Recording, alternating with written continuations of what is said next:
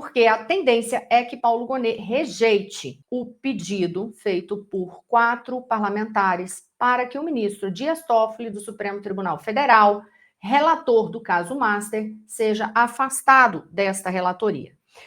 E isso deve ocorrer, segundo a apuração de bastidores, na coluna do Estadão, que você pode conferir na íntegra no nosso site.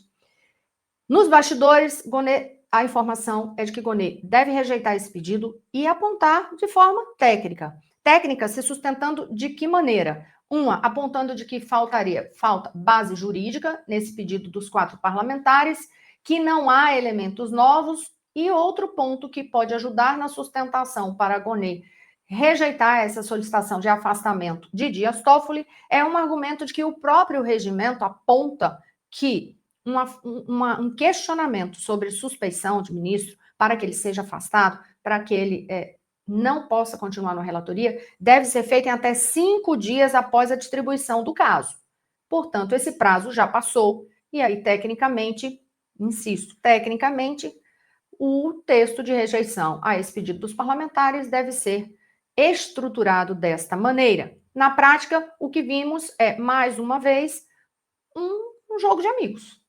Não tem como caracterizar de outra forma, de outra maneira, né? É a PGR jogando junto com o STF em relação a um momento tão crítico que ocorre nesse caso do Master. E eu digo crítico porque foram gestos totalmente atípicos, decisões completamente questionáveis e criticadas por juristas, adotadas por Dias Toffoli até o momento. Além disso, aquele questionamento ético sobre a postura de Toffoli de ter viajado de jatinho com um dos advogados do caso Master, sim, antes da relatoria, mas dias seguintes ele já estava na relatoria do caso.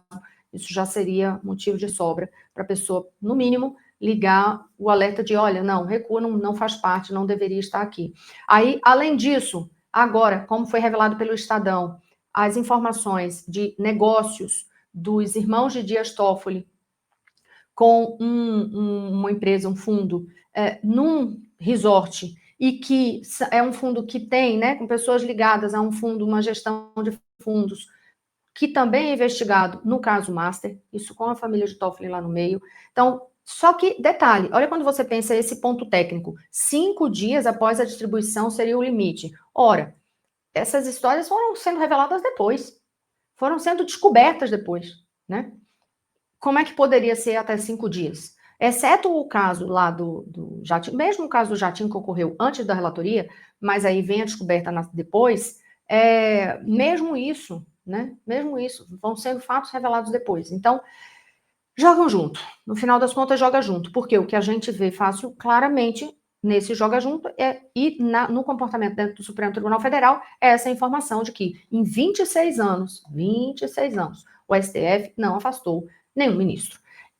Neste momento, então, o que ocorre? A gente tem um desconforto em parte do Supremo Tribunal Federal, a ala mais política do Supremo Tribunal Federal, sem sombra de dúvidas, também incomodada, porque estão cutucando, jogando luz nesses problemas. A gente lembra nesse caso do Master, por exemplo, todo o desconforto que gerou, inclusive com mais uma canetada do ministro Alexandre de Moraes, ao abrir de ofício aquela investigação para ver se houve vazamento de dados em COAF e Receita Federal, porque após revelações de que a esposa dele assinou o contrato com o banco, né, para o escritório teve contrato para defender o banco de Daniel Vorcaro.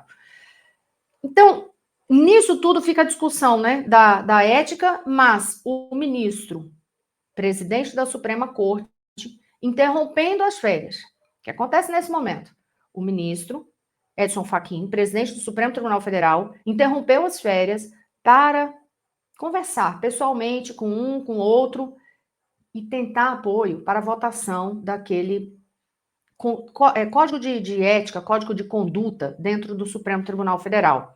O Edson Fachin interrompeu as férias, voltou para Brasília para tentar apoio para fazer esse código de conduta, esse código de ética lá no Supremo Tribunal Federal. Pelas apurações da Carolina Brígido, ele já conseguiu apoio, sinalização de apoio de 5 dos 10 ministros que estão ali. Ela traz a lista desses 5. Carmen Lúcia, Cássio Nunes Marques, André Mendonça e Luiz Fux. aí além dele mesmo, né, que é quem está defendendo. Então, ele tem 5 votos aí, ele teria. Por outro lado, Fachin já teria em conta o seguinte, que Toffoli, Gilmar Mendes e Alexandre de Moraes não vão votar em prol da causa. E nos bastidores são justamente as posições de Flávio Dino e Cristiano Zanin que mais chamam para as conversas agora neste momento de Edson Fachin, porque ainda seriam desconhecidas. Então, por isso que o Fachin, inclusive, que é uma conversa direta, foi procurar diretamente. Na terça-feira, o presidente do Supremo viajou, olha o que a Carol diz aqui, viajou até São Luís, onde Dino está com a família, para conversar com o colega. Nessas conversas, gente, que fique claro, e de novo o bastidor da Carolina Brígido, que fique claro, o ministro não, ele não traz uma exposição de fazer crítica nesse diálogo interno, a postura de Toffoli ou não. Não, ali dentro fica, olha, é preciso, o Supremo passa por uma crise nesse momento, não usa nesse termo, né? Mas passa por uma exposição que gera uma imagem negativa de alguma forma. O tom é muito mais por aí do que de expor colegas, para não gerar um desconforto. E aí eles continuam intocáveis. Eles se protegem internamente, no final das contas, porque o silêncio é um cala-consente, no final das contas. A gente tem também um silêncio que chama atenção por outro lado. Por quê? Vocês vão lembrar em outros momentos, o silêncio que eu falo nessa manifestação pública, em outros momentos, quando havia alguma indagação sobre atitudes de Alexandre de Moraes, por exemplo, os ministros vinham o Barroso, faziam uma defesa pública, era super incisivo. Dessa vez não tem. Quem é que defende o Toffoli publicamente dentro do Supremo Tribunal Federal? Publicamente, eles não estão colocando ali a própria cabeça à prova, né, desse escrutínio público. Então, é um silêncio que também expõe do outro lado, expõe de duas maneiras. Expõe um cala-consente, porque estão aceitando que siga dessa forma e nem sequer querem um código de conduta, e, por outro lado, também expõe de que ninguém quer defender Dias Toffoli publicamente. Para mim, fica muito exposto isso nessa atitude do Supremo. Agora, para finalizar essa história sobre o código de conduta, eu já falei para vocês isso aqui antes. É uma situação tão nonsense, porque se os ministros seguem a Constituição, tem que ser os defensores da Constituição.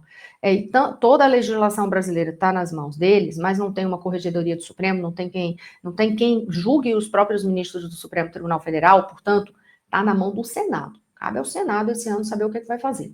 Mas, enfim, a gente sabe como que tem sido essa atitude também dentro do Congresso Nacional, porque ficam aqueles vários parlamentares com o temor de entrar em conflito direto com o Supremo, porque muitos deles também têm causas a responder no próprio STF. Agora, no Código de Conduta, o ministro Edson Fachin já recebeu até uma sugestão para que, se esse código for mesmo votado, que seja votado no plenário, que seja transmitido pela TV Justiça, ou seja, para fazer uma grande exposição de quem está contra e quem está a favor dentro do Supremo Tribunal Federal, um holofote político novamente para o caso, mas isso geraria algum tipo de constrangimento aos demais. O fato é, internamente, eles terminam se defendendo, porque um grande questionamento é, primeiro, eles já não deveriam saber, gente, é igual, tipo, uma conduta de um ministro, com base na legislação, os outros órgãos têm, iniciativa privada tem um código de conduta, tudo, mas os Supremos Ministros não. Né? Então, assim, por que não? Mas, de que também vai adiantar ter um código de conduta, se esse código de conduta não disser o que é que acontece para quem descumprir essa situação ética, essa norma ética? O que é que vai acontecer? Essa é a pergunta que fica. Vou deixar para vocês aqui. Porque tem um código. Ainda que consiga ter maioria de votos para aprovar esse código, qual vai ser a determinação dentro desse código? Ele virá com punições? Terá punição prevista para cada um dos ministros se descumprir? Tem pontos, por exemplo, que eles já sabem que pode até avançar na discussão. Essa situação de participar de eventos, receber brindes, benesses, viagens, viajar de jatinho, por exemplo, ou ir para festas pagas por empresas e pessoas que tenham causas dentro do Supremo, interesses em questões dentro do Supremo Tribunal Federal. Eles até acham que isso pode avançar de alguma forma no Supremo, para ter um freio em relação a isso. Isso é um ponto que eles até, de certa forma, sinalizam estar mais abertos à discussão. Não por completo. Mas impedir que escritórios de advocacia de parentes diretos, imediatos de ministros do Supremo estejam em causas, sejam contratados em causas dentro do Supremo Tribunal Federal, para defender pessoas que estão... Isso eles não vão aceitar nunca. Não vão aceitar e deixam isso muito claro lá dentro. Agora, ainda pensando No mundo em que,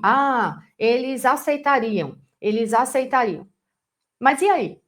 Tem o código, põe na letra, põe na escrita, e acontece o que se descumprir? Essa resposta não está dada. E se não for dada, vai ficar do jeito que está.